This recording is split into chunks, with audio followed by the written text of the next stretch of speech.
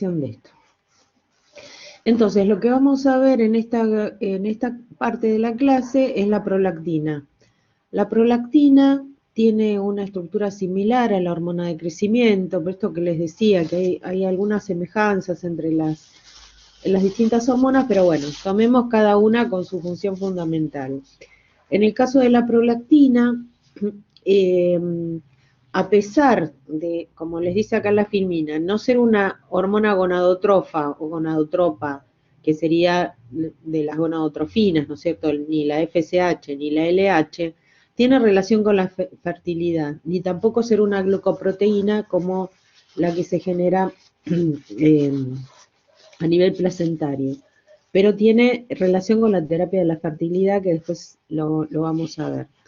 Bueno, está sintetizada por las células lactotrofas de la adenohipófisis, también por placenta, poco, pero puede aumentar la concentración en el líquido amniótico, y tiene un ritmo circadiano, o sea que es a nivel de la hipófisis, o sea que hay el ritmo circadiano es cuando varía en el día, que no es continuo, sino que es pulsátil. ¿Eso qué significa? Que se produce más prolactina durante el sueño y menos en la vigilia, o sea, durante el día. Por eso es tan importante en las mujeres que están embarazadas y que están próximas a tener familia, y que una vez que ya tengan familia es tratar de dormir, porque eso les va a ayudar a producir más prolactina. El tema es que obviamente todas las que han sido mamás o son mamás de bebés saben que es difícil, ¿no es cierto? Porque el bebé se despierta cada rato, sí, es así, es bastante, bastante difícil, sí. Después uno se olvida, les garantizo, pero es bastante difícil, cuando uno se empieza a acordar es bastante difícil, sí.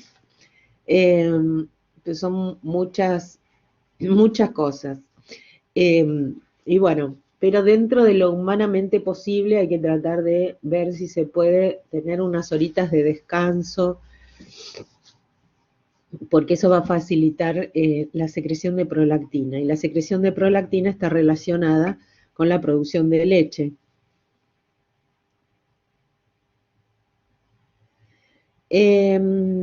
Bueno, eso hay que ver. La secreción de leche es porque justamente pueden tener, depende del nivel de prolactina que tengan. En general, lo que ocurre es, cuando hay secreción, es cuando hay hiperprolactinemia.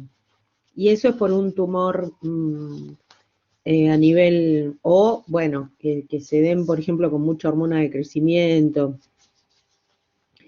Los chicos, a veces hay chicos que tienen ginecomastia, o sea que es el tamaño de las mamas, pero no necesariamente tienen producción de leche, ¿sí? Todo depende de qué nivel de prolactina tengan, sino, porque el tema es así, digamos, cuando los niveles, a ver, cuando hay mucha FSH, por ejemplo, eso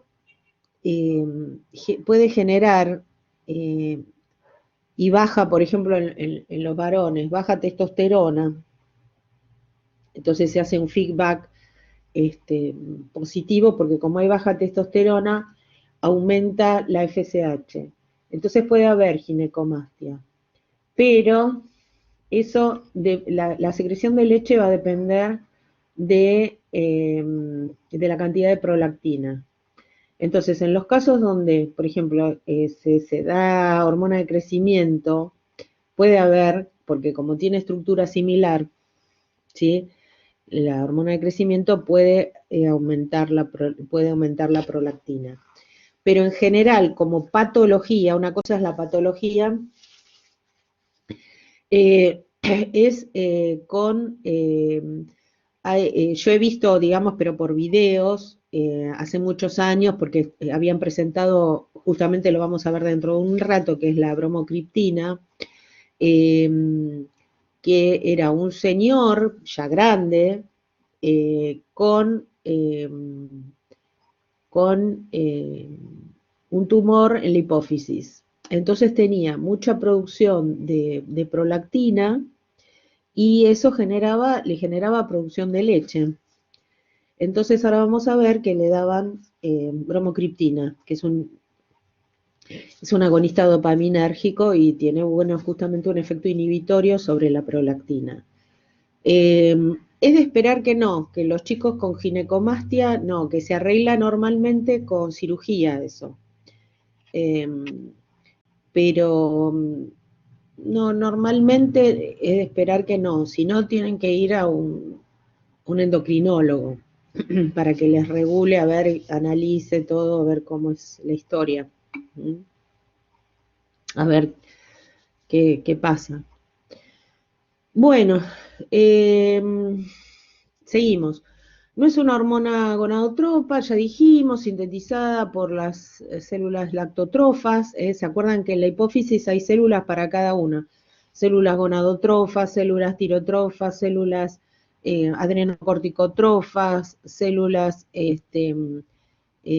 somatotrofas, porque es por el nombre somatotrofina, y las células lactotrofas, que son, porque lactotrofas justamente porque van a estimular la producción de prolactina, el nombre ya te lo está diciendo, pro es algo que estimula, entonces, que estimula la producción de leche.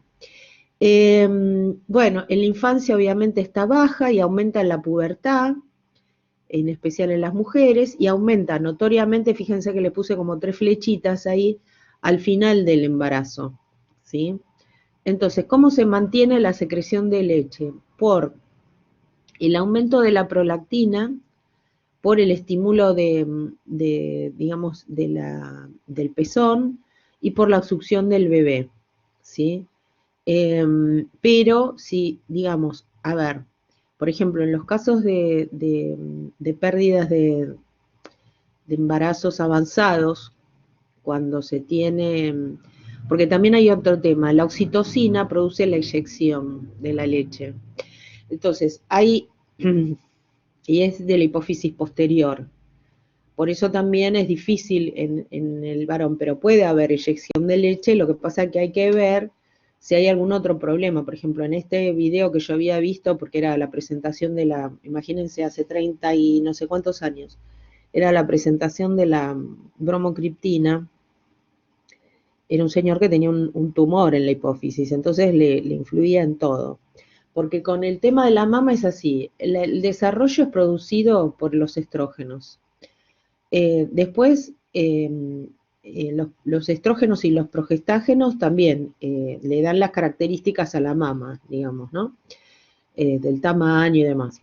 Y bueno, igual también el tamaño depende de la genética de cómo es la familia, bueno, lo que heredan, ¿no? Después, al final del embarazo aumenta mucho la prolactina, ¿para qué? Para que produzca la leche. Y la eyección de la leche va a ser porque en el parto hay aumento de oxitocina. Y esa oxitocina también genera la eyección de leche. El punto es que, o sea, esas son, digamos, las distintas hormonas que actúan a nivel mamario. Entonces, para la eyección de leche se tiene que tener, digamos, la succión del bebé y tiene que haber oxitocina. Los hombres también producen oxitocina porque es de la hipófisis posterior. El tema es la cantidad, como siempre.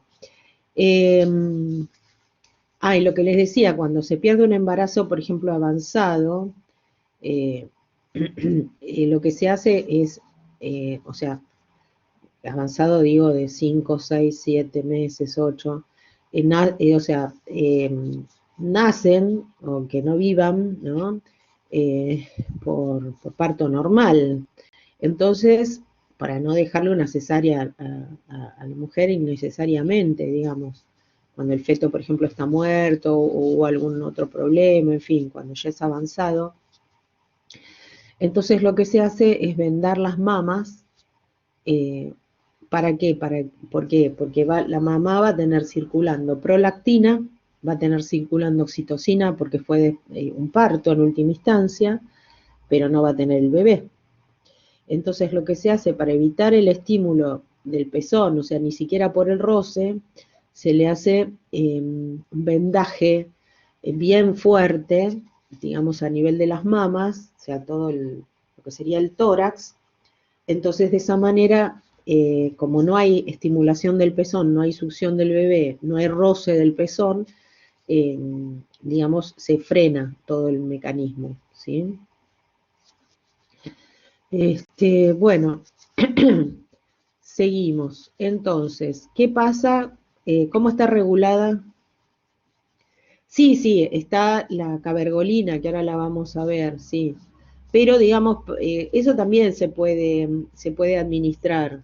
Pero el tema más que nada es, se acostumbra, porque, eh, sí, sí, ahora lo vemos. El tema es que se acostumbra a hacer sobre todo cuando son embarazos avanzados, ¿sí? Para evitar esto de la estimulación del pezón, ¿sí? Que ni el roce te pueda hacer eh, secreción. Se da también la medicación, sí. Bueno, entonces estábamos para llegar justamente a la cabergolina. Tenemos el tema de cómo se regula la secreción de prolactina. Bueno, la regulación de la prolactina va a estar influenciada por el sueño, como decíamos, que aumenta la producción. También el estrés, o sea, el estrés, bueno, el ejercicio, la hipoglucemia. Bueno, entonces, todo eso tiene que ver con el aumento de la prolactina. Y después, lo que baja la prolactina es la hormona liberadora de prolactina o factor inhibidor, perdón, la que aumenta la prolactina, sí, es la hormona liberadora de prolactina, pero por parte del hipotálamo. Pero también hay una hormona inhibidora, o también llamado factor inhibidor. Entonces, este factor inhibidor o hormona inhibidora de la prolactina, porque antes se le decía a todos factores, ¿sí? En algunos libros todavía está como PIF, digamos, o como PIH, pues como hormona. Pero hay, como en la hormona de crecimiento, hay hormonas inhibidoras a nivel del hipotálamo. Bueno, y no solo es la hormona inhibidora la que baja la producción de prolactina, sino también la dopamina. La dopamina a nivel del sistema nervioso central, a través de los receptores de 2, actúa sobre las células lactotrofas inhibiendo la secreción de prolactina. O sea que la dopamina tiene un efecto inhibitorio. Dopamina tiene, vamos a escribirlo, tiene efecto inhibitorio sobre las células lactotrofas, o sea, las que van a producir lactotrofas, las que producen la prolactina.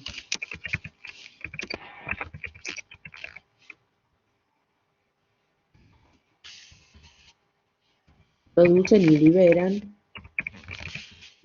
prolactina.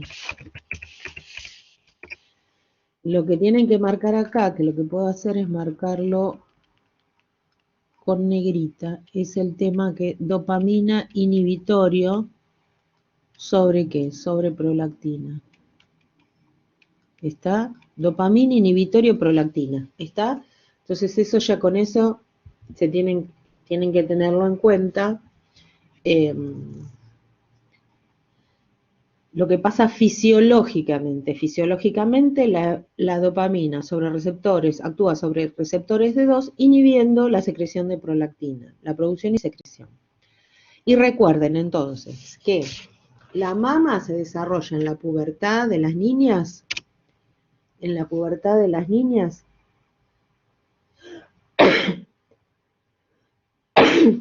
la pubertad de las niñas, por aumento de estrógenos, fundamentalmente, y posteriormente por gestágenos.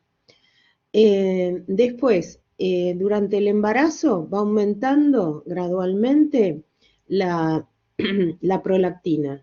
Y hacia el final del embarazo, o sea, y en el momento del parto, aumenta notoriamente, lo que produce justamente más producción de leche. De manera tal que cuando el bebé nace, se produce liberación de oxitocina y además se administra oxitocina para facilitar el parto. Entonces eso genera también la liberación de la leche junto con la succión del bebé. ¿Está? Así es como se van presentando las distintas hormonas y sus acciones relacionadas con la mama. ¿Está? Bueno, vamos con la 2. Entonces, acá, ahora vamos a llegar a lo de la cabergolina y todo. Acá lo que se quiere explicar es un poquito lo mismo que recién, pero agregamos una cosita más. En el embarazo, en una primera parte, digamos, aumentan los estrógenos, los gestágenos, porque preparan el tejido mamario, pero los estrógenos, sobre todo los estrógenos, inhiben la lactación, ¿sí? O sea, inhiben la lactancia. Por eso, en las pastillas anticonceptivas, después de haber tenido familia, las que quieren dar de mamar, no toman pastillas con estrógenos, pastillas anticonceptivas con estrógenos, son solo con gestágenos y obviamente en dosis bajas. Bien, en el parto bajan notoriamente los estrógenos y los gestágenos, porque los gestágenos, ¿cuáles son fisiológicos? La progesterona.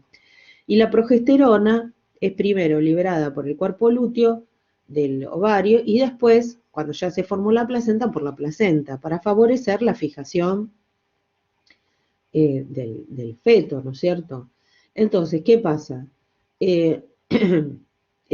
Bueno, el punto es que durante el parto bajan los estrógenos y los progestágenos y va aumentando la prolactina, que es lo que figura en esta parte, ¿no es cierto? Eso en el parto. Entonces, ¿qué pasa? Análogos de prolactina serían agonistas.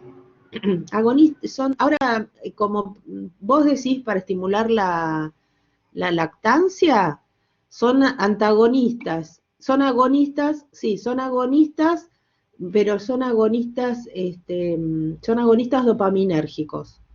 Ahora llegamos. No, no directamente sobre la prolactina, todavía sobre la prolactina directa no. ¿Sí? Ahora vamos. Bueno, entonces la prolactina aumenta. Este aumento de prolactina, junto con el reflejo de succión y la oxitocina que ya habíamos mencionado, favorece la lactancia, continúa la lactancia.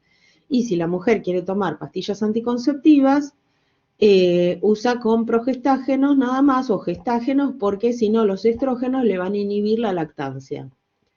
Bien.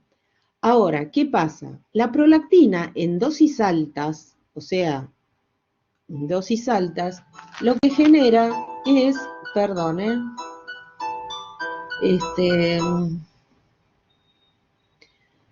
lo que genera es inhibición de las gonadotrofinas, o sea, de la hormona liberadora de gonadotrofinas. Sí, viene la oxitocina nasal para estimular la lactancia, eso sí, pero digamos no es prolactina, es la oxitocina, sí. Y ahora vamos a ver, digamos, que se usa la metoclopramida también, pero ahora vamos a ver por el efecto bloqueante dopaminérgico. Entonces, ¿qué pasa con esto? Yo lo que les quiero mostrar es el tema de la anticoncepción natural, que falla a veces, porque normalmente se dice que la mujer que está dando de mamar no va a quedar embarazada, y sin embargo, hay muchos que se encuentran con que quedaron embarazadas. Entonces, el punto está en que el aumento de gonadotrofina, el aumento de prolactina genera una inhibición de la hormona liberadora de gonadotrofinas en el hipotálamo. Y entonces inhibe la liberación de FSH, por lo cual está baja, y la LH también. Por lo tanto, no habría posibilidad de ovulación. Dice no habría, o sea, potencial. ¿Por qué? Y esto sería esto acá implica una anticoncepción natural. El tema es que todo depende de la cantidad de prolactina que tienen las mujeres. Hay mujeres que tienen mucha secreción de leche porque tienen mucha prolactina y otras mujeres no tienen tanta secreción de leche porque tienen baja prolactina. Entonces, ¿qué pasa? A la que tiene mucha secreción de leche, muy probablemente esto le dé resultado. Pero a la que tiene baja producción de prolactina, esto a lo mejor no le da resultado, porque a lo mejor la FSH y la LH no bajan tanto. Igual se produce ovulación, ¿se entiende? Lo que pasa que esto era un método natural en la época de 1900 más o menos, que estaban las nodrizas, no sé si alguna vez vieron en una película o algo, que eran mujeres que tenían sus propios hijos, que cuidaban a los hijos de gente adinerada. Entonces,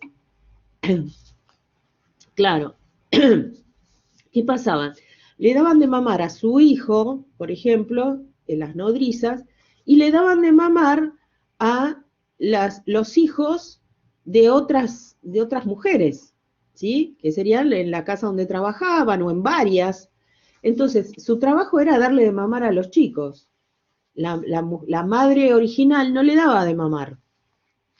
Entonces, porque obviamente es todo un trabajo y es toda una dedicación. Y entonces, esta mujer, ¿qué pasaba? Lo usaba también como anticonceptivo. Porque esa sí se asegura, imagínate que le daba de mamar a su hijo y a otros hijos. Entonces, con el reflejo de succión que estaba todo el día dando de mamar, imagínate que la prolactina estaba alta, bien alta. Entonces, de esa manera estaba segura de inhibir, claro, no se sabía mucho, después empezaron a investigar. Pero bueno, ahí sí había una inhibición natural o sea, de la ovulación, pero claro, hoy en día no es tan así, porque ¿qué pasa? La mujer va a trabajar, tiene el tema de que a veces se tiene que sacar la leche porque y no, mejor no arriesgarse, más vale, más vale, más vale. Sí, no, es una realidad. Pero además, digamos, las épocas, en otra época, cuando la mujer estaba en la casa y estaba todo el día con el bebé y de repente, bueno, pero también hay sorpresas, o sea, ¿cuántos hay que dicen, no, yo, o que bueno, que a lo mejor alguien que se cuidó, no se cuidó y bueno, y tuvo la sorpresa. Pero a lo que voy es que con el estrés, suponete, está bien, dice aumenta la prolactina, pero ¿qué pasa? La mujer va a trabajar, no puede volver a la casa para dar de mamar, se tiene que sacar la leche, se saca la leche, y por ahí no se la saca en forma regular o en la cantidad que tendría que ser. Y es todo un trabajo, todo un trastorno, digamos. Eh, eh, lo que pasa que, bueno, hay que tomárselo con calma y demás, pero bueno, las realidades a veces superan lo que digan los libros, ¿no? Entonces, bueno, ahí puede haber deficiencias en la prolactina y ahí viene la sorpresita, digamos. Y el punto es que por eso se recomiendan usar eh, anticonceptivos con gestágenos nada más. ¿Sí? ¿Por qué? Porque eso no inhiben la lactancia. Bien, seguimos. Ahora vamos con la 4, creo que es. No, la 3. Acá. Bueno, y acá viene la famosa cabergolina. Acá corrijan porque es cabergolina. Yo se nota que cuando hice esto era más o menos las 3 de la mañana, que cuando los hacía. Bueno, esta la lisurida no, y la quinagolina tampoco, esto sáquenlo, no va, lo anulan. Bueno, entonces acá ¿qué tenemos? Acá lo que tenemos, voy a achicar un poquito para que se vea todo, no se ve nada, le tapa, ahí está. Los fármacos relacionados con la prolactina. El tema es así, o sea, acá tienen el dibujito. El hipotálamo, ¿qué produce? El hipotálamo, me tacho un poquito, produce el factor u hormona liberadora de prolactina, ¿sí?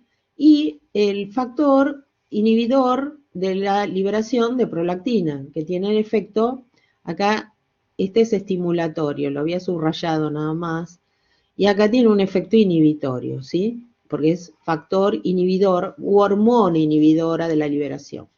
Eso actúa sobre la hipófisis produciendo prolactina o inhibiendo la producción. Sería cuando es el factor inhibidor, ¿sí? Este de acá. Bueno, el punto es que, como mencionamos, la secreción de prolactina también está mediada por la dopamina. La dopamina tiene un efecto inhibitorio, como el factor inhibidor de la liberación de prolactina. Entonces, ¿qué pasa? La dopamina inhibe las células lactotrofas, como decíamos, y no va a producir prolactina. La prolactina, cuando es liberada por el efecto estimulatorio de la hormona o factor liberador de la prolactina, genera actividad en las glándulas mamarias y esa cantidad de leche, digamos, que se genera la estimulación, es estimulación por la prolactina, genera digamos, un feedback, ¿no es cierto?, como para ir produciendo en la medida que se va necesitando. Por el reflejo de succión tiene un efecto positivo, digamos, sobre todo este eje. ¿Qué pasa con la dopamina? La dopamina tiene un efecto inhibitorio, quiere decir que si yo le doy dopamina, ¿qué pasa con la prolactina? Se inhibe, ¿sí? Entonces, ¿qué pasó? El problema mayor era ¿cuál? ¿Que tuviera mucha secreción de leche? No, que no tuvieran nada. Entonces, digamos, a ver, que no tuvieran nada, también las dos cosas, porque, a ver, por un lado está la mujer que no puede tener, que no tiene leche, ¿sí? Por el otro lado está el paciente que tiene hiperprolactinemia, que tiene el tumor, por ejemplo, que tiene hiperprolactinemia. Entonces eso le genera, digamos, el tumor le genera secreción de leche. Y por el otro lado está la mujer que también que tiene mucha leche y que ya el bebé ya es un nenito y ya, bueno, ya está, y no hay caso. Y sigue produciendo leche y entonces quiere dejar de mamar porque tiene que empezar a trabajar todo el día, no sé qué, bueno, lo que sea. Entonces ahí empiezan a surgir, buscar fármacos justamente con fines hipoprolactinémicos. ¿Qué significa? Bajar la producción de prolactina, ¿sí? Y por el otro lado, empezaron a aparecer con fines prolactinémicos, o sea, para producir leche. ¿Cuándo? Cuando la mujer tiene el bebé y no tiene secreción de leche. Entonces, si yo busco un fin hipoprolactinémico, o sea, bajar la producción de leche, ¿qué le tengo que dar? Si la dopamina tiene un efecto inhibitorio. Y le tengo que dar un agonista dopaminérgico, ¿sí? Porque entonces agonista es el que tiene el mismo comportamiento que la dopamina, ¿no es cierto? Entonces va a tener un efecto inhibitorio. Y ahí aparece la bromocriptina, que es el primer agonista que se utilizó, por vía oral, bueno, también se puede dar por inyectable, pero en general es por vía oral. Entonces ahí les dice, para los tratamientos prolongados, dice para prolactinomas, que son los tumores en la hipófisis, que pueden abarcar la parte de esa parte de la hipófisis, ¿no? Bueno, eso era para que yo les comentaba que cuando salió el producto, bueno, se mostraban los casos de los pacientes con secreción de leche, y era un hombre, por ejemplo, en la imagen esta era un hombre ya adulto, no te digo adulto mayor, pero adulto ya grande, adulto muy mayor, digamos. Bueno, eso por un lado. ¿Y qué hacen esta bromocriptina? Como es una agonista, se une al receptor de la dopamina. ¿Cuál? El D2, ¿sí?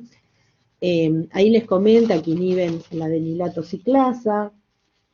Bueno, al unirse en forma directa al receptor D2, y de esa manera inhiben la producción de prolactina, y por ende no va a haber secreción de leche. Y lo mismo pasa con la cabergolina. Ahí corrijan y pongan cabergolina. Cabergolina, ¿sí? Con N. Bueno, y la cabergolina es lo que justamente se usan, como bien dijo Nadia, como se usan como, digamos, para evitar continuar con la lactación. Entonces ahí viene el efecto hipoprolactinémico, o sea que es también un agonista, es un potente agonista de 2, y entonces es el más usado, le puse ahí con signos de exclamación, tiene un tiempo de vida media muy largo, de 62 horas, por eso se toma muy poca cantidad, 1 o 2 días, eso depende, ahora lo vemos igual, y eso hace que se normalice digamos, es como un shock, ¿no? Como un ataque del efecto inhibitorio, porque como es un agonista de la dopamina, tiene, acuérdense, efecto inhibitorio. Miren el esquemita de acá, ¿no? Bueno, entonces, esta es la que se suele usar. Claro, vienen dos comprimidos, o se toma uno y al otro día el otro, o se toman los dos juntos. Eso es lo que habitualmente se, se recomienda. Bien, entonces vamos a ver la otra filmina.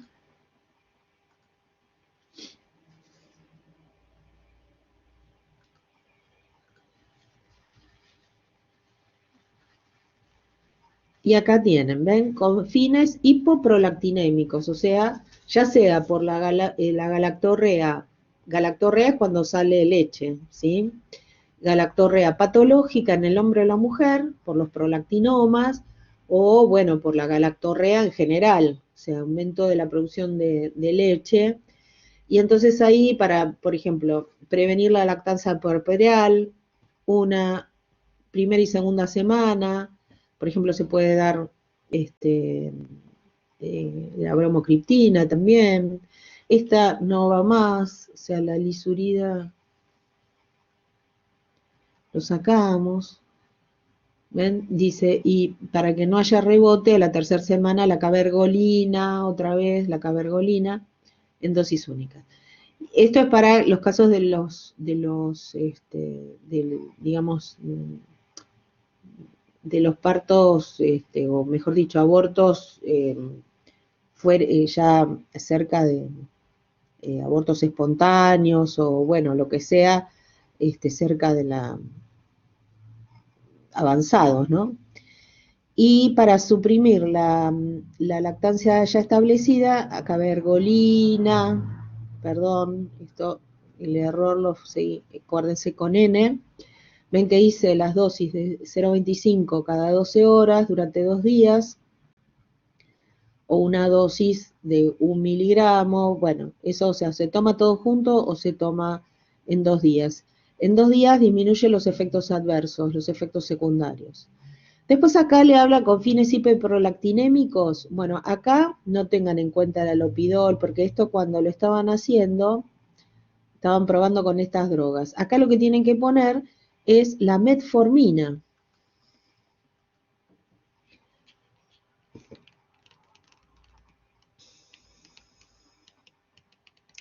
Miren que agrando la letra que no queda.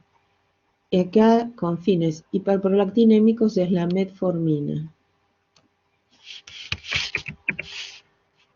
No, ¿qué dije? Metformina, metoclopramida, perdón, Metoclopramida. Perdón. Metoclopramida, ¿sí? Metoclopramida. ¿Por qué? Porque lo vieron en digestivo. ¿Se acuerdan para qué era la metoclopramida? Es más conocida que la ruda. Antiemético, bien, y procinético, o sea que es antagonista dopaminérgico de tipo 2. ¿Mm? Entonces, la metoclopramida es antagonista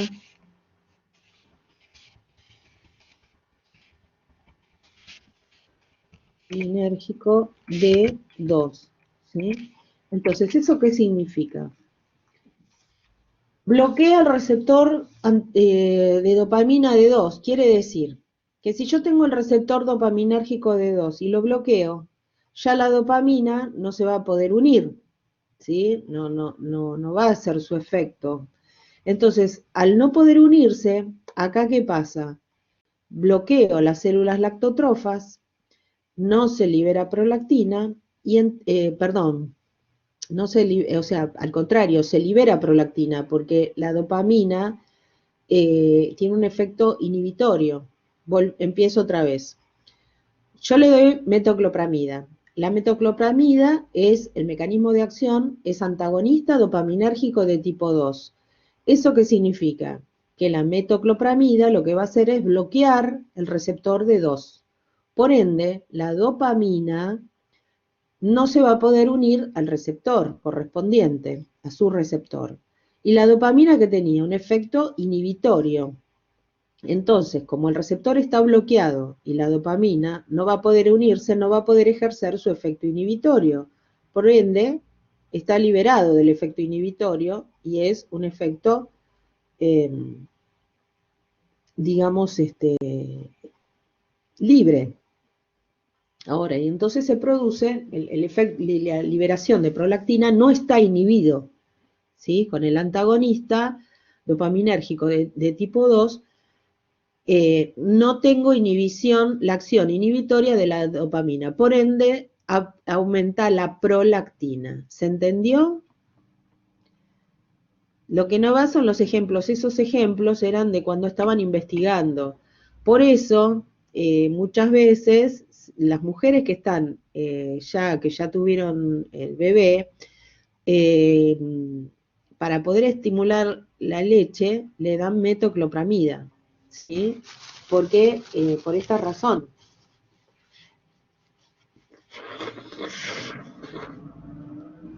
Bien. Bueno, no sé si eso lo ven en las farmacias o capaz que vienen a comprar y ni se enteran que es para eso, ¿no? O les habían comentado ya.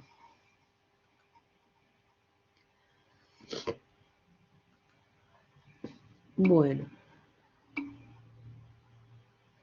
claro, sí, lo usan como para vómitos y náuseas, sí, sí, eso sí. En general en el primer trimestre es lo más común. Cuando en el primer trimestre hay muchas náuseas y vómitos, lo que se tiene que hacer es normalmente. Sí, pero no, es que se toma, el tema es así. En el primer trimestre se toma para las náuseas y los vómitos, pero el doble efecto, digamos, es separado. En la mujer que ya tuvo, se toma la metoclopramida en la mujer que ya tuvo el bebé, o sea, en la parturienta, la que ya, en realidad la que ya tuvo familia, y que no tiene suficiente secreción de leche y quiere darle de mamar a su bebé, entonces ahí le dan la metoclopramida, pero ya ahí no tiene náuseas y vómitos la mamá. Lo que tiene le dan la metoclopramida por este efecto, eh, digamos, estimulante de la producción de leche. Eh, pero ya tiene el bebé, digamos, ya nació el bebé. Porque acuérdense que tienen que esperar a que nazca el bebé, ¿sí? Bueno, vamos a ver para que aumente la prolactina y entonces ver la respuesta. Eh, bueno, esto ya estamos. Vamos a compartir ahora lo que sería los de la hipófisis posterior. ¿Mm? Vamos a compartir archivos, entonces vamos a sacar estos. No sé si en el prospecto lo dice, pero es relativamente reciente, no les digo, pero 5 años debe tener, capaz que un poco más. No sé, no recuerdo que, bueno, igual tampoco últimamente, por suerte, no necesito metoclopramida ni por vómitos ni nada, así que no lo miré. Pero si alguno tiene oportunidad y tiene algún Reliberan a mano y tiene la cajita con el prospecto, por ahí se puede fijar a ver si lo menciona esto. Pero es así, ¿no? O sea, está descrito. Bueno, vamos a ver entonces la hipófisis posterior. Hipófisis posterior, vamos a ver, vamos a empezar por esta.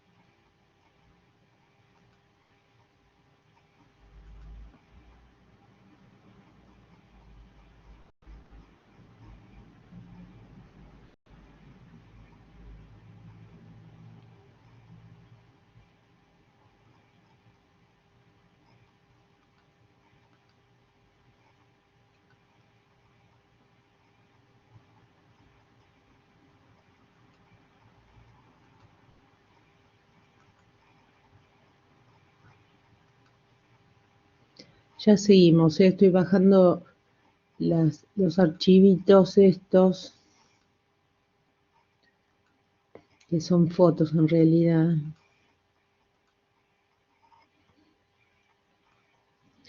Bueno, vamos a ver lo que es la neurohipófisis.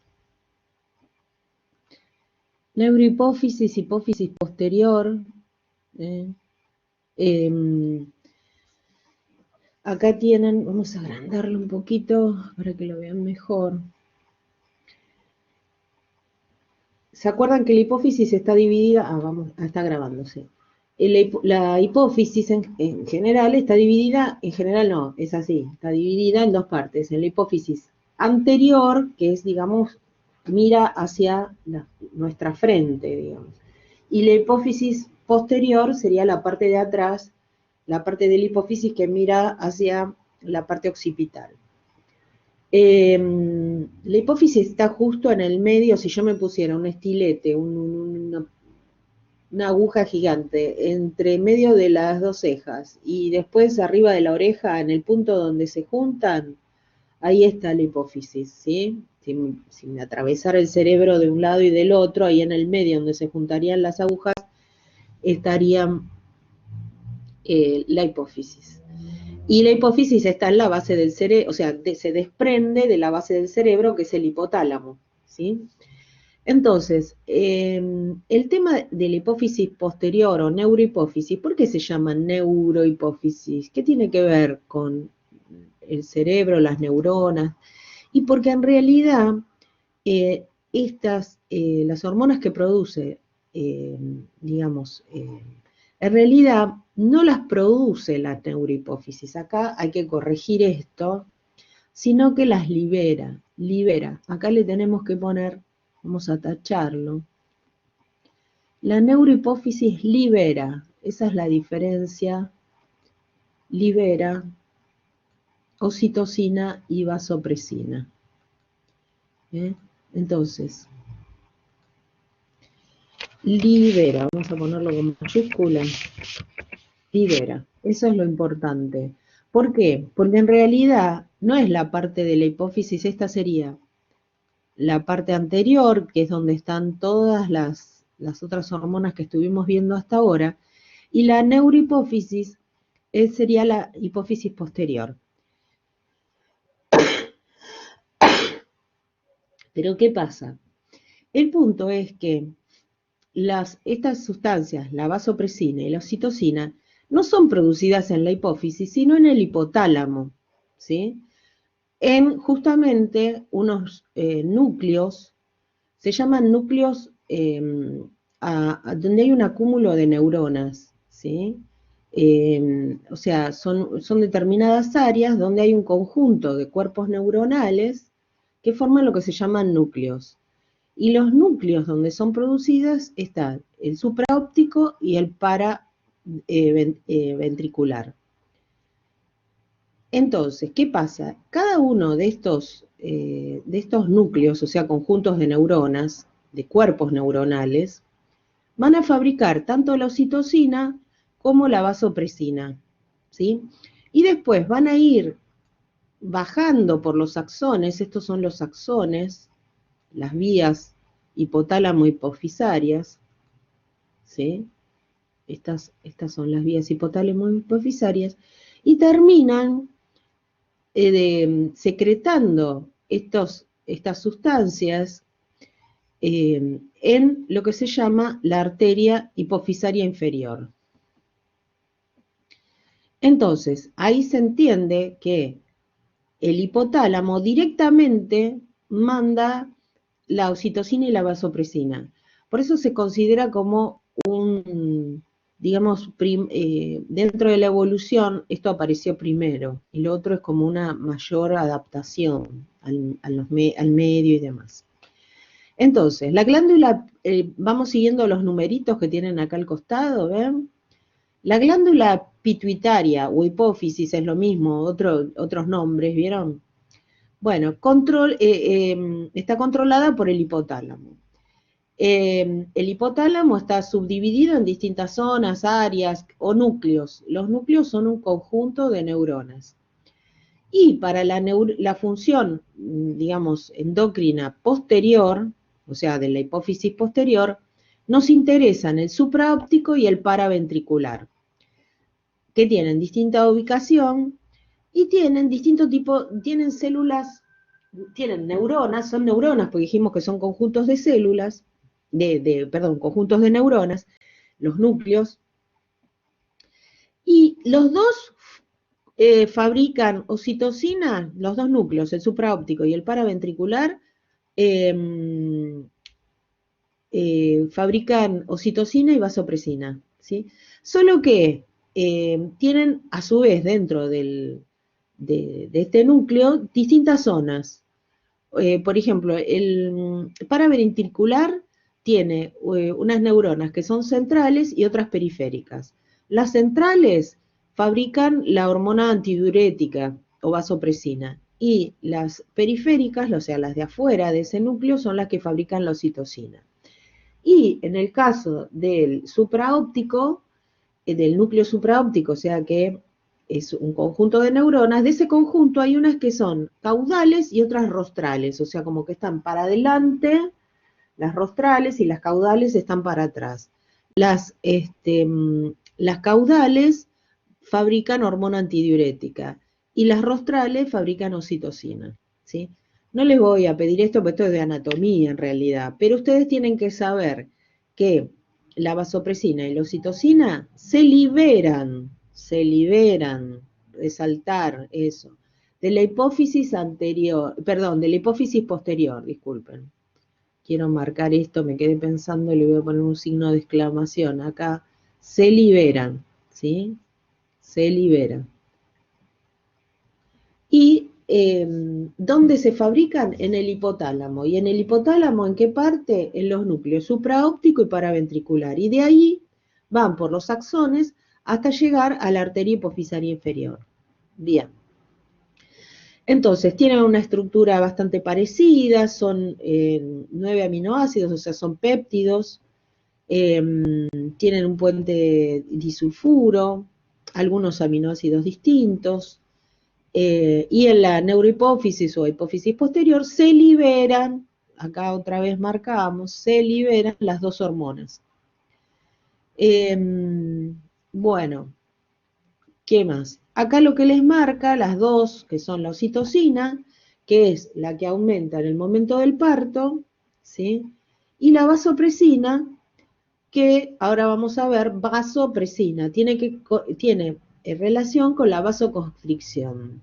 Pero también, ¿cómo se llama la vasopresina? También se la llama hormona antidiurética, porque tiene también un efecto antidiurético, o sea, para evitar la diuresis, para evitar evitar la deshidratación. Entonces, se liberan por exocitosis en la hipófisis, ¿sí? Y bueno, eh, nada, después lo demás es todo, digamos que no importa mucho porque es más anatómico. De esta filmina, ¿qué tengo que saber? Que la oxitocina y la vasopresina se liberan, repito hasta el cansancio para no meter la pata, se liberan de la hipófisis posterior o neurohipófisis. Como hablo de neuro, ¿sí? Son producidas por neuronas. ¿En dónde la producción? En el núcleo supraóptico y paraventricular del hipotálamo, ¿está? Que esos núcleos son conjuntos de neuronas. Bien. Bueno, ahora vamos a la otra filmina. A ver, vamos a ir ahora vamos a ir con la vasopresina. Entonces, a ver si es esta.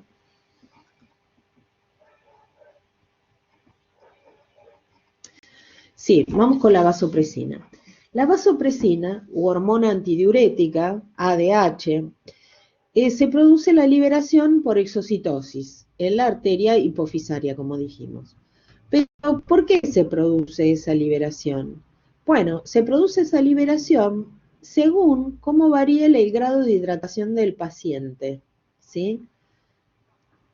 Entonces, si el paciente está deshidratado, yo quiero que esté deshidratado, mi cuerpo le parece bien que esté deshidratado, no.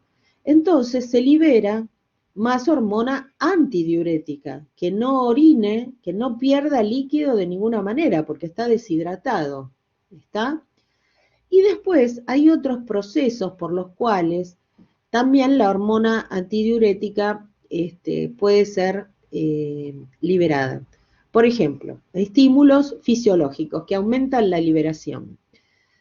Los primeros es cuando aumenta la osmolaridad del plasma. ¿Qué significa la osmolaridad del plasma? La cantidad de osmoles que tenga. Y los osmoles que son partículas, o sea, es una forma de concentración. Lo que pasa es que son partículas que pueden ser glóbulos rojos, glóbulos blancos, plaquetas, proteínas, en fin. Entonces, cuando la osmolaridad del plasma es muy alta, más de 200 miliosmoles, entonces ahí, ¿qué pasa?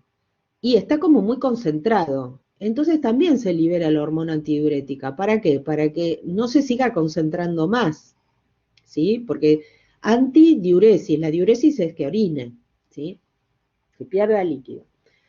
Otro proceso es cuando disminuye el volumen extracelular. Cuando fuera de las células, o sea, en el espacio extracelular, disminuye y entonces ahí se nota, ¿sí? Ahí se nota, el cuerpo nota por distintos sensores, ven que dice varoreceptores auriculares, de las aurículas, aórticos, carotídeos, de las carótidas, de la aorta. Entonces, esa es una respuesta, por ejemplo, intensa. Y ahí también, porque si no, también tengo poco volumen, implica mucha deshidratación. También puede verse estimulada la liberación de hormona antidiurética por la hipoxia, por el dolor, por las náuseas, por los vómitos. Pero principalmente tienen que recordar el tema de cuando está aumentada la osmolaridad del plasma y cuando disminuye el volumen extracelular. O sea, el aumento de la osmolaridad del plasma significa que hay demasiadas partículas en el plasma, ¿sí? Demasiado concentrado. Entonces se libera la hormona antidiurética. Y en el volumen extracelular está seco. Entonces también se libera, porque no gastes todo el líquido interno. ¿Mm? Bueno, acá tienen factores que modifican la liberación, puede estar la nicotina, el sistema adrenérgico, el alcohol los baja, por ejemplo. Pero bueno, eh, esto no le den demasiada bolilla. Lo único que sí está, fármacos que potencian la acción de la vasopresina es la clorpropamida, que por ejemplo lo vimos, en la clorpropamida la mencionamos en, este, en diabetes, pero eh, que no se usa eh, por el tema que tiene un tiempo de vida media larga, es una sulfa. Entonces, pero esto justamente se utiliza cuando es necesario potenciar la acción de la hormona antidiurética. Se usa para lo que se llama la diabetes insípida, la clorpropamida. La clorpropamida, entonces, vamos a escribir acá.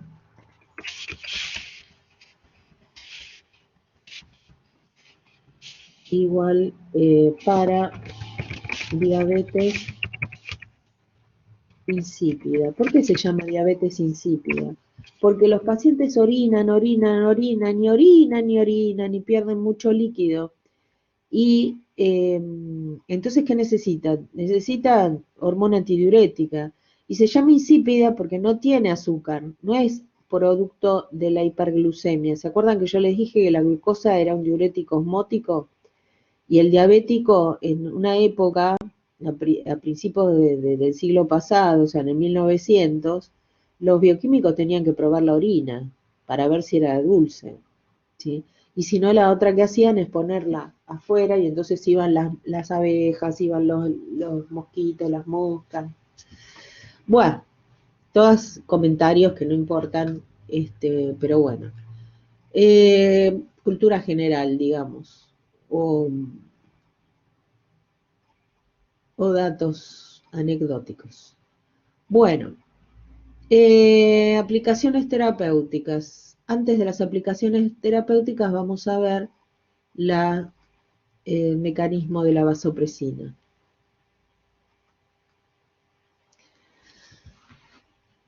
¿Qué pasa con la vasopresina? La vasopresina u hormona antidiurética. ¿Cómo es? Justamente, ¿qué pasa? La vasopresina actúa a través de dos tipos de receptores. Los B2 y los B1, ¿sí? Los B2 lo que van a hacer es evitar la pérdida de agua. Y los B1 van a producir vasoconstricción. Entonces, ¿qué pasa a nivel renal? A nivel renal actúan los receptores B2, ¿sí? Que están asociados a la proteína G de tipo estimulatoria. ¿Qué pasa acá? Vamos a agrandar un poquito. La filmina, vamos a correrla para acá y para ahí. Entonces, fíjense, esto serían, como les dice acá abajo, células principales del túbulo colector, ¿sí? Esto es un dibujito de las células principales del túbulo colector, de los túbulos colectores del riñón. Entonces, ¿qué pasa? Yo acá tengo la luz del túbulo, ¿sí? Por acá va la futura orina. Y acá está el medio interno, en esta parte de abajo. Entonces, lo que yo tengo en contacto con la luz son digamos, lo que se llaman unas acuoporinas, o sea, son unos canales, ¿sí? Unos canales. La célula de los túbulos renales, están unidas a las células contiguas por zonas de oclusión, o sea, bien unidas. Ven acá, estas zonas de oclusión que están en azul son zonas de mucha unión.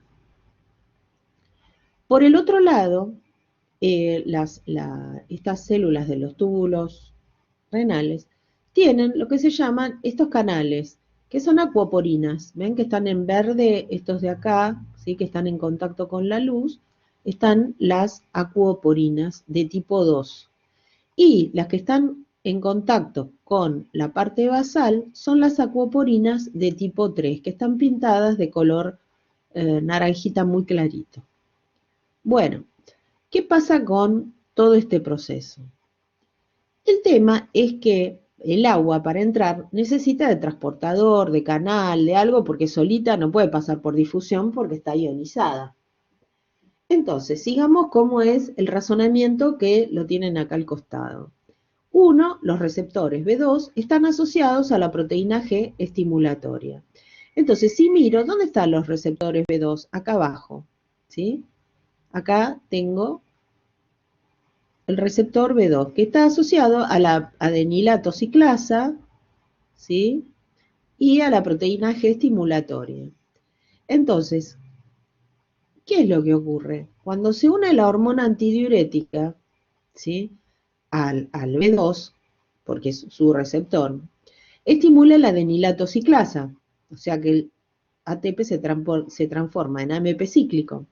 Y el AMP cíclico activa a la fosfoquinasa A. Con la activación de la fosfoquinasa A, vamos a marcar acá que está en el punto 3, ¿sí? ¿Qué pasa? Se produce una serie de fosforilaciones y entonces lo que ocurre es que las acuoporinas que son esos canales, que estaban intracelulares formando como acúmulos, ¿sí? se mueven hacia la zona de la luz, hacia la zona apical, ¿sí? Y forman directamente los canales. Las acuoporina 2, como dice acá, son moléculas que se organizan para formar canales que facilitan, ¿qué cosa? El paso del agua, ¿sí? Acá le dice el agua entra por las acuoporinas. Entra en la célula de al lado, en la misma célula, en todas. Bien, eso es justamente para evitar la deshidratación. Entonces, ¿qué es lo que pasa? Las acuoporina 3 se localizan selectivamente en la membrana basal, ¿sí? Entonces, la hormona antidiurética lo que les dice es permeabiliza el epitelio tubular renal, por lo antedicho, y las acuoporinas abren los canales de agua, de modo que ésta entra con rapidez a través de la membrana celular a favor de un gradiente de luz intersticio, o sea que va entrando hacia el interior. Y entonces, ¿qué es lo que da? Ven, el agua entró a la célula y por estas acuoporinas 3 pasó ¿a dónde? Pasó al medio interno, a la parte basal, ¿sí? Que lo ven en la posición 5, ¿sí? ¿Se ve acá? Entonces, lo que hace el agua, la hormona antidiurética, que es el agua que se estaba yendo por los túbulos, es recaptada, ¿sí? Es incorporada hacia el interior por la acción de la hormona antidiurética. ¿Se entendió esto? Porque esto es lo que se toma, este es el mecanismo de acción. ¿Sí? Bueno, seguimos.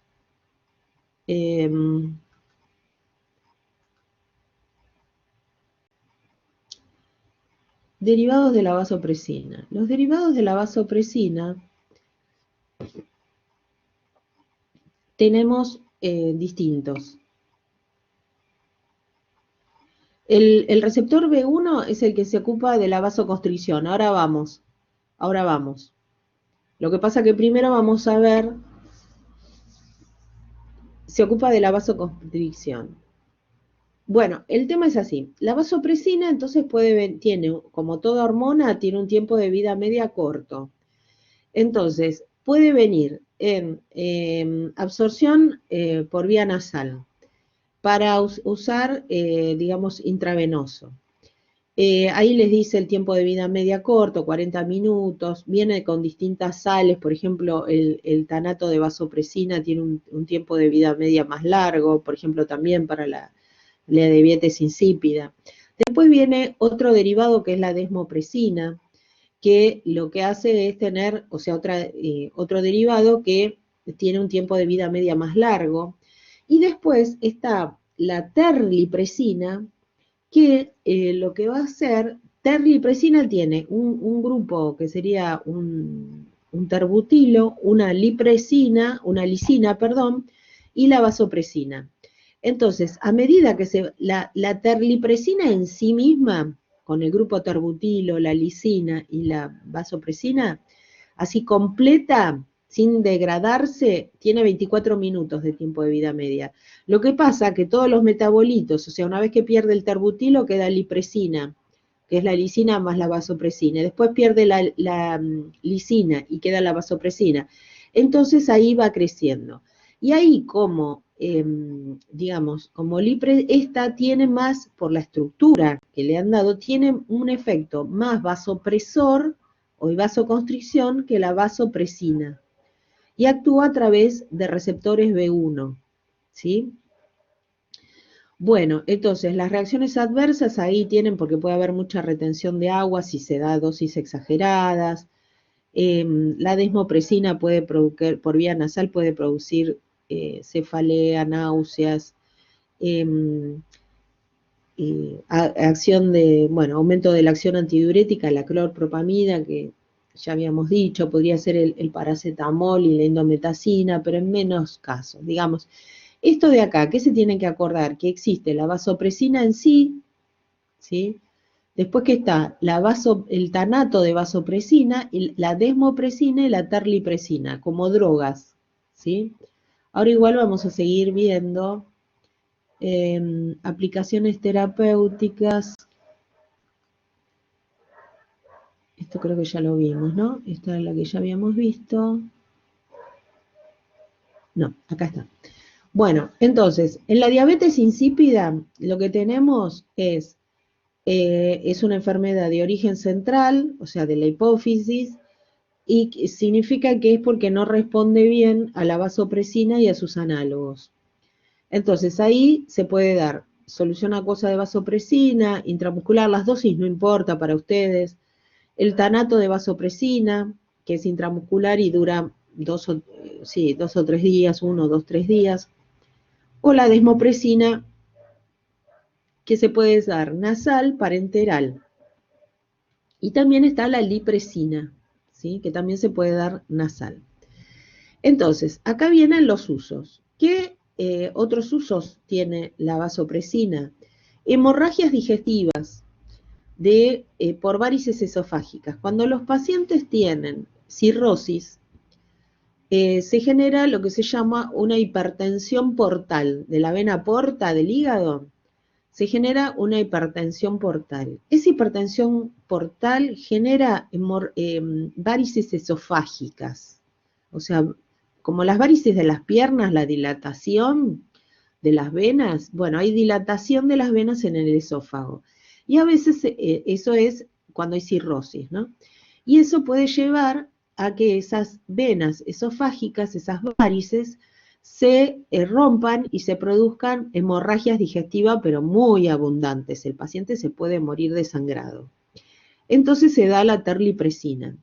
En esos casos también se ponen un tipo de sondas que lo que hacen es colocarse y se inflan en el estómago un globo para que no se salga y otro globo largo y delgado que va a apretar las paredes del esófago, cosa de que no se desangre. Y además le dan la terlipresina porque va a ser el efecto vasoconstrictor. Yo siempre recuerdo que trabajando fue hace 10 años más o menos, la terlipresina no estaba tan, digamos, recién salía y se usaba para esto, para las varices esofágicas. Y yo estaba trabajando en una clínica privada, pero todavía no la habían incorporado, tal vez porque los médicos no lo consideraron, no se había incorporado al vademecum. o sea, a la guía farmacoterapéutica de la institución. Y entonces, porque no la sabrían usar, en fin, no sé. El punto es que lo que estuvo genial fue que, como se nota que los que hacían los traslados y de las ambulancias sabían quién podía tener o quién no podía tener. Entonces, porque era una droga relativamente nueva, entonces no siempre se hace la aplicación en forma inmediata. Y lo que recuerdo es que llamaron para preguntar si había terlipresina en la institución. Entonces nosotros le dijimos, no tenemos.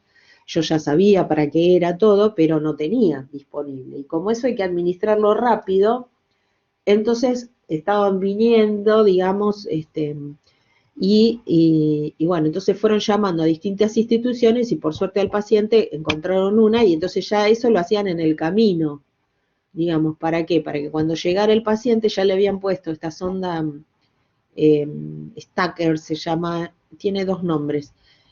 Bueno, le habían puesto esta sonda y tenía que recibir la terlipresina. Entonces, de esa manera ahorraron tiempo, preguntando si en la institución había. Justo no había, bueno, se fueron a otra institución, pero ahorraron el tiempo de viaje, digamos.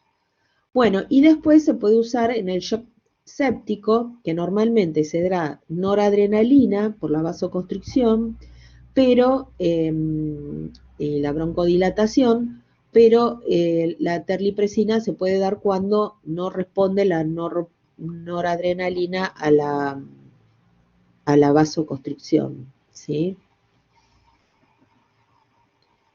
O sea que lo que tienen que estudiar acá son las distintas formas, la vasopresina, la desmopresina y la lipresina y la terlipresina. Esta la borramos. Esto ya lo vimos, a ver, sí. Derivados de vasopresina, ya lo vimos. A ver esta.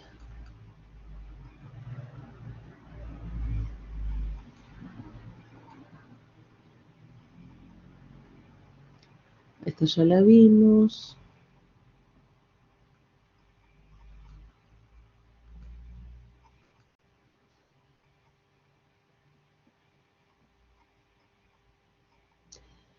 Esta ya la vimos. El que estamos vemos bien. Y nos queda ver la oxitocina.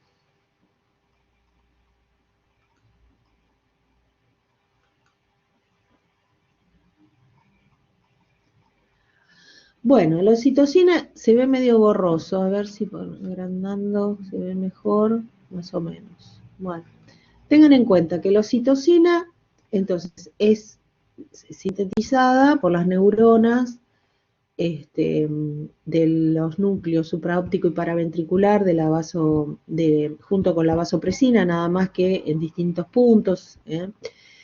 Y bueno, y llegan a la hipófisis posterior por las prolongaciones, por los axones, digamos, y son liberadas por exocitosis. Entonces, eso es la liberación de la oxitocina es favorecida por estímulos sensitivos, como es el cuello uterino que se dilata, la vagina también por el tema del canal vaginal que pasa del bebé cuando es el nacimiento, y el pezón mamario por la succión. Entonces, en el transcurso del parto aumenta la sensibilidad a la oxitocina, la oxitocina va creciendo, digamos, va aumentando su concentración hasta que es máxima en el momento del parto. Hay un aumento del número de receptores a la oxitocina. Y bueno, eso lo que hace es aumentar el ritmo y la intensidad de las contracciones, desde, como les dice ahí, desde el fundus al cuello. El cuello es la parte de abajo, digamos, la que está en contacto con la vagina, para que se vaya dilatando. Pero no significa que haya suficiente maduración del cuello. El cuello tiene que ir agrandándose hasta un diámetro de 10, que por eso los médicos van midiendo con un tacto. Vieron que la mujer embarazada dice, bueno, vamos a hacer tacto a ver si el cuello se dilató.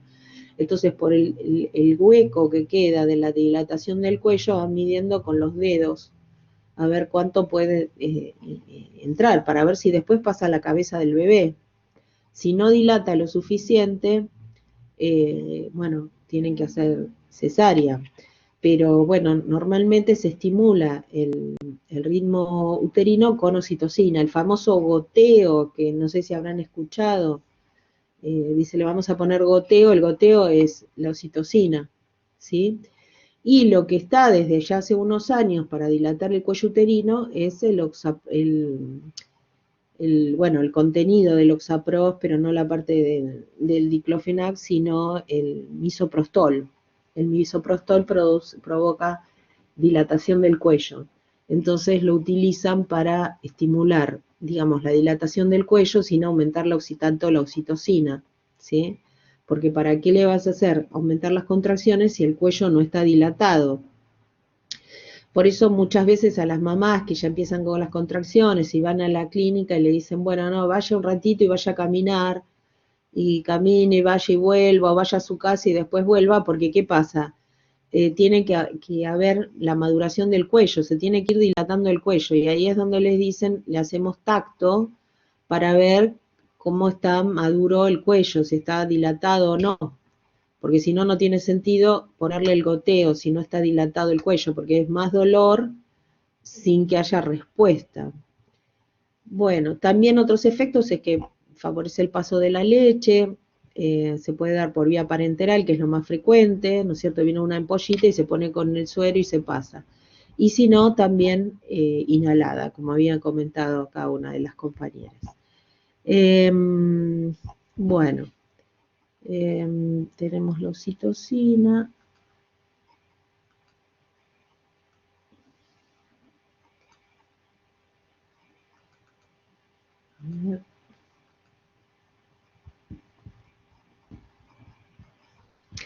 Bueno, las aplicaciones terapéuticas ya las comentamos, la inducción al parto, ahí tienen las dosis y demás por si a alguno le interesa, si trabaja en hospital y demás.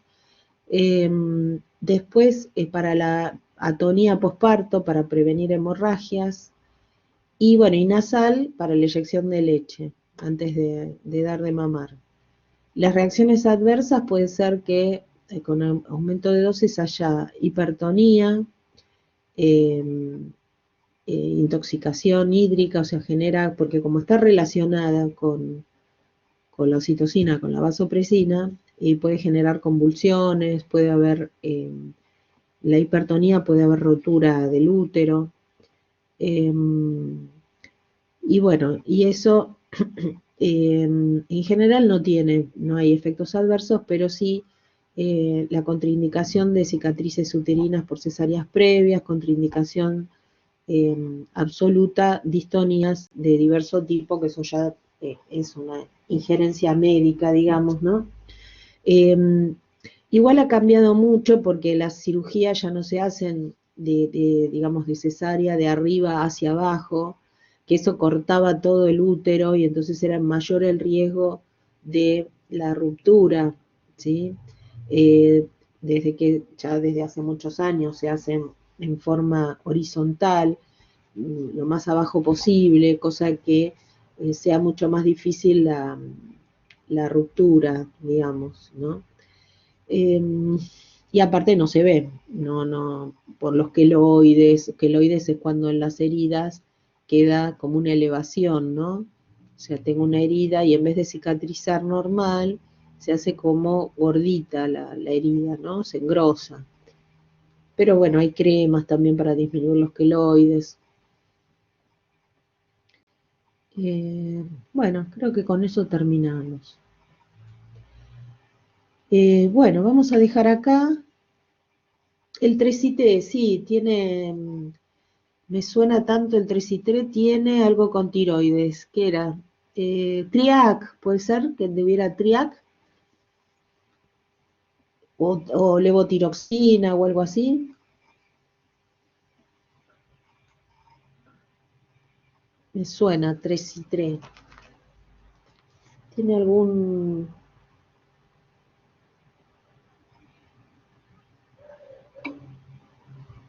Triodotironina, sí, me acordaba algo, pero y la flumetazona es un corticoide que saca la inflamación, sí.